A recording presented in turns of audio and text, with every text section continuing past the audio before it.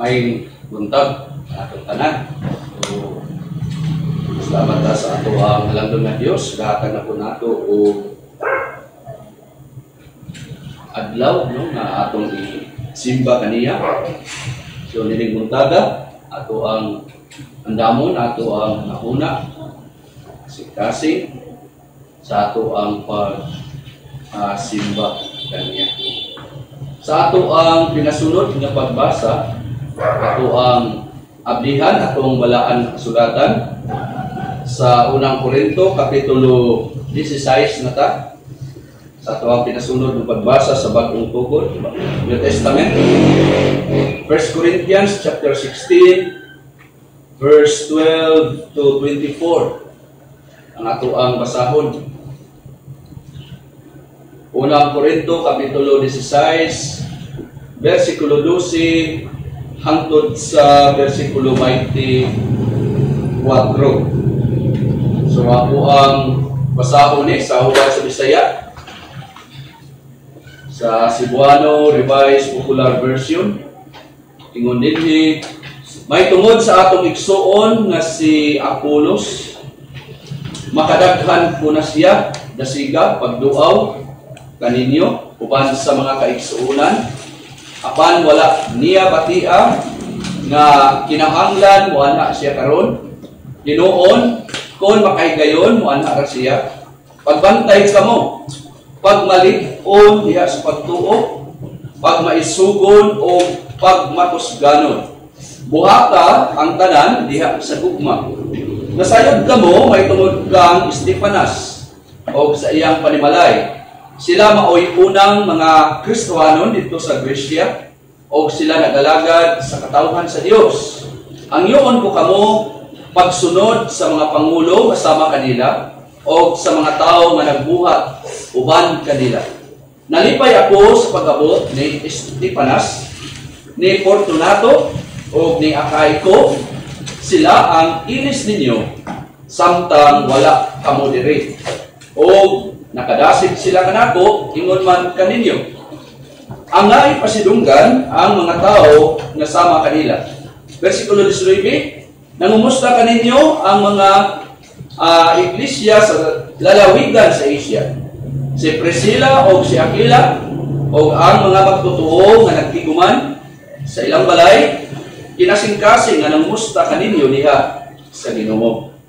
Nangumusta usab kaninyo ang tanang kaigsuonan dire. Pag imamatay kamo uban sa halok nga inigsuon.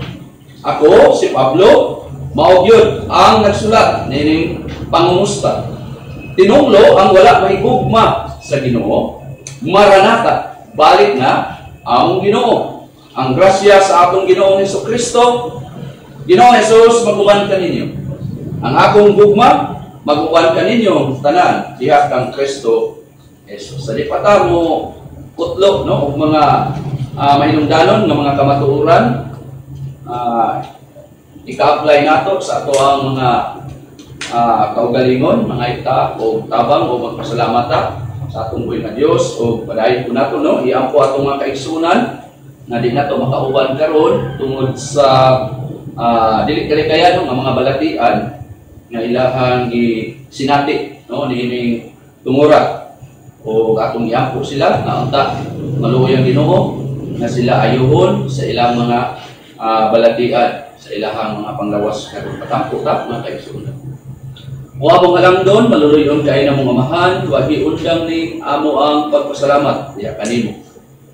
Gani pasalamat mi nga imo na pud mi ipaabot ning tuig 2014. Salamat kayo sa milabay tuig 2023 sa imong pagpreserbar sa among mga kinabuhi, sa imong pagatiman, sa imong pagbantay, pag-supply sa tanan ng panginahanglan sa milabay nga tuig.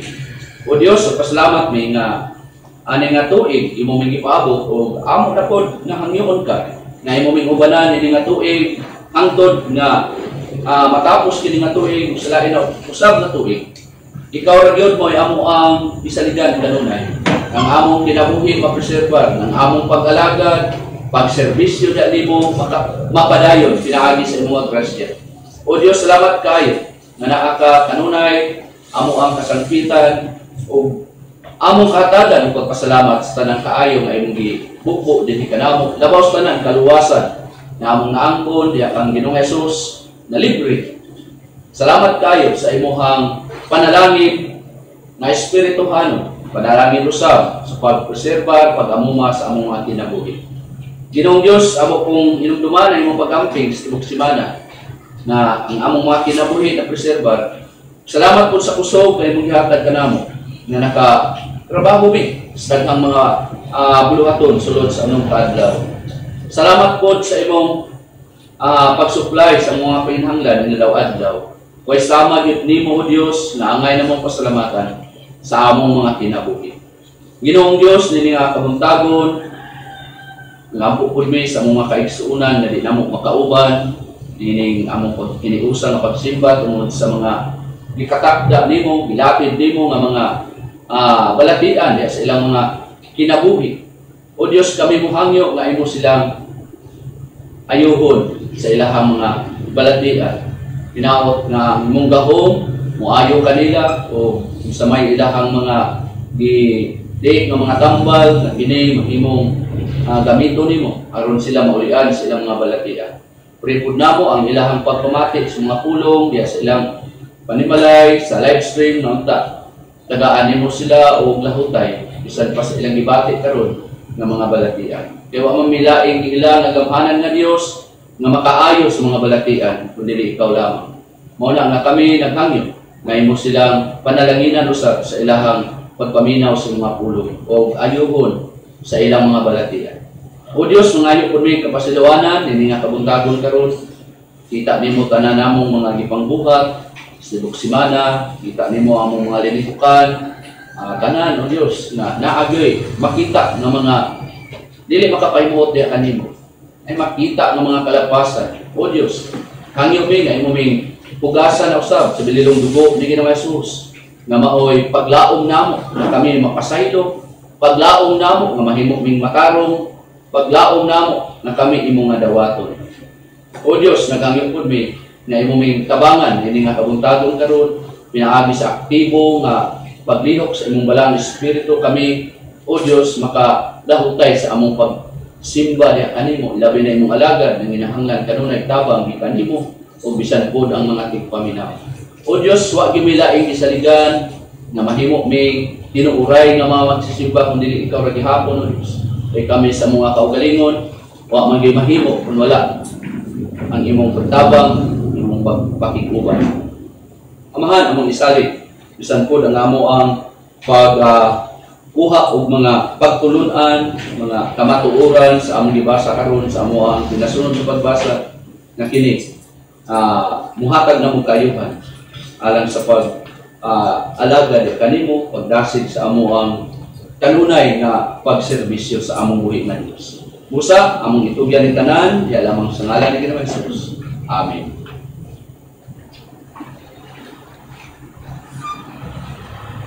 So dinhi sa atong gibasa atong makita ako sa basahon sa New American Standard Bible ang ato ang pasahe na pamalandungan. 1 Corinthians chapter 16 verse 12 to 24. Ingon dinhi, but concerning Apollos our brother, I encouraged him greatly to come to you with the brethren, and it was not all his desire to come now, but he will come when he has opportunity.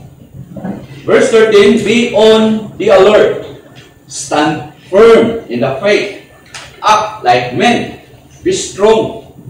Let all that you do be done in love. Now I urge you, brethren, you know the household of Stephanas, that they were the first fruits of Achaia, and that they have devoted themselves for ministry to the saints, that you also be in subjection to such men and to everyone who helps in the work and labors. Verse 17, I rejoice over the coming of Stephanas and Fortunatos and Achaicos, because they have supplied what was lacking on your part. For they have refreshed my spirit and yours. Therefore, acknowledge such men. Verse 19, the churches of Asia greet you.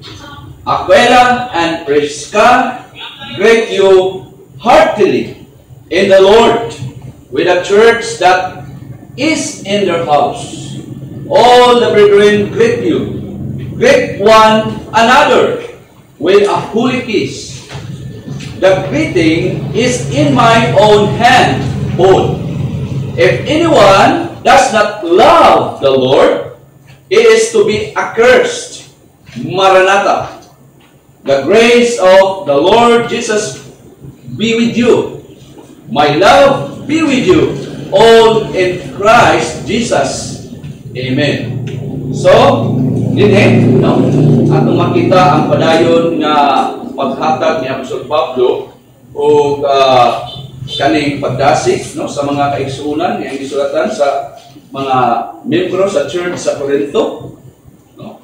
Di lang iyahang gidasig sa verse 1, no, atong makita nga naang iyahang pagpahibalo kanila, no, nga muhimo sila og mga paghatag, no, sa buluhaton sa Ginoo sa unang adlaw. So na kuha nila naandan yun, no, sa church nga mugahin o financial nga bahin para sa church aron tabang pod, no, ngadto sa uban.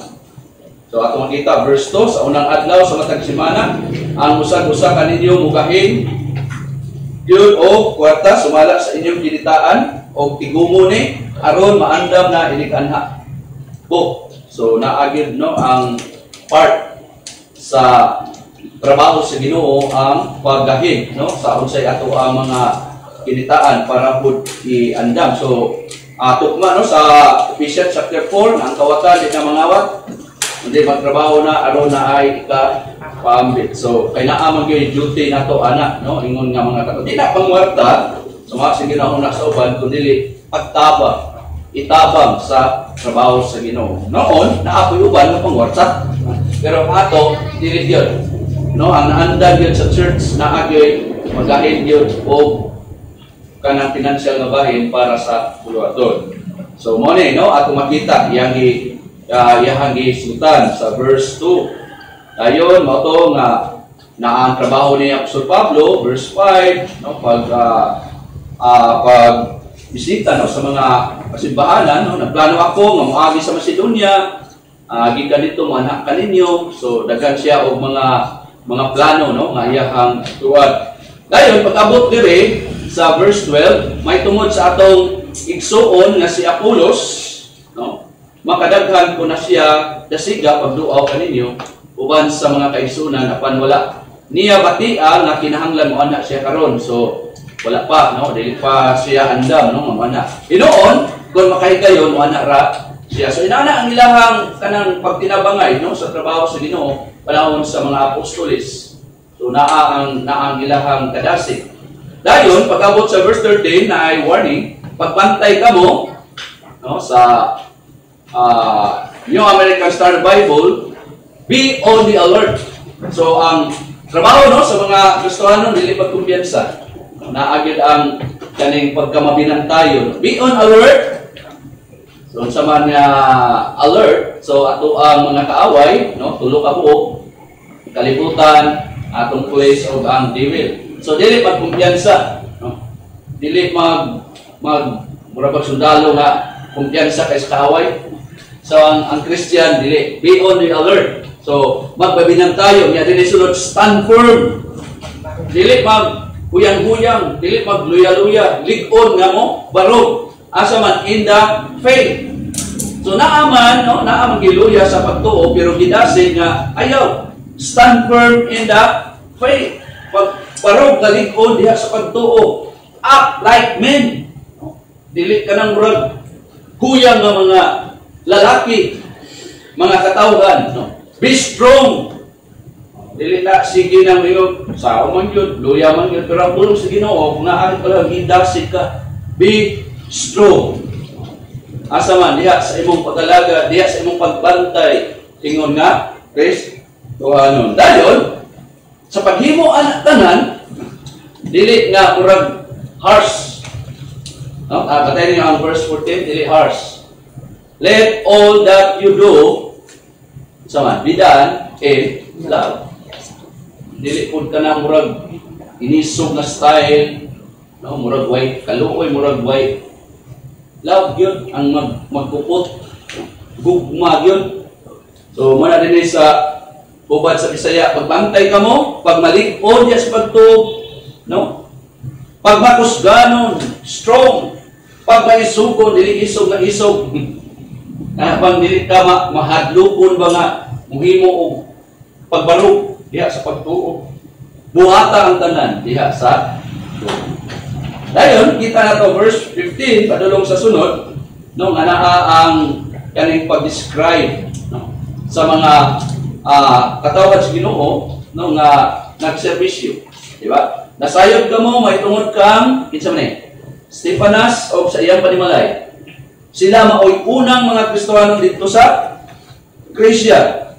O sila nag-alagad sa katawhan sa Dios. So grabe kaning kadasig, no, kining maong mga tao, no, kini si Stefanas, no. Now I urge you, brethren, you know the household of Stefanas, that they were the first fruits of Achaia. So matong i-translate sa maayong balita nga unang nagkristohano kay fruits mong unang nga nakabig, no, nana ang ilang pag tanaw, no, and that they have devoted themselves for ministry to the saints. So dili sila mga tapulan na panimalay, no, dili sila nag-alagad na sa ilang kaugalingon nga kaugalingon na ilang gilantaw, kundi dili appeal sa ilang pag-ministry ang mga katawhan sa Dios, mga balaan, no, saints, di ba?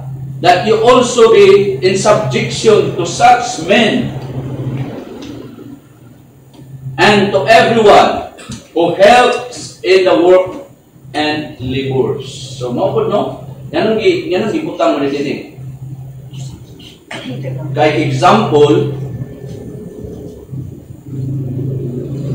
na to, no, nga kita magtinapol, no, sa ato ang pamuyo, no, atong pamilya na magserbisyo ta diha sa Ginoo, no, verse 15. Dayon pag abot diri sa 16, kung masahon verse 16, hangyoon ko kamo pagsunod sa mga pangulo nga sama kanila o sa mga tao nga nagbuhat kanila. So naagi, no, nga gihangyo ang mga miyembro sa church sa Corinto nga muawat, di ba? Verse 16, that you also be in subjection to such men and to everyone who helps in the work and labors, no? Dayon pag-abot diri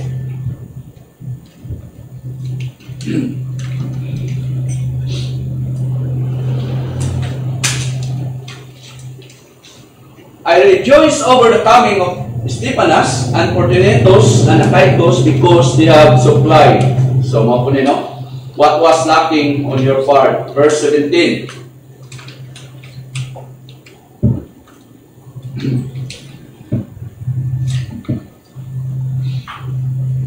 O nakadasig sila kanako, no? Palit po sa mic, para mic. Adjust the limit. Diba? Nalipay ako sa pag-abot ni Stefanas, ni Fortunato, o ni Achaicus, no? Sila ang ilis ninyo samtang wala kamo diri. O nakadasig sila kanako, ingon man kaninyo. Angay pasidunggan ang mga tao nga sama kanila. So, no, kana di pa dautan ang mo pasidungog, no? O ingon din dili nga labaw ang Ginoo, no? Therefore acknowledge such men. Di po dingon nga wala ra po'y kwenta ng mga tao, no? Nga naa nagbuhat sa maong nindot, no, nga trabaho Diyan sa Ginoo. So, mo ni no atong makita diri. Dahil verse 19, the churches of Asia greet you. Aquila and Prisca greet you.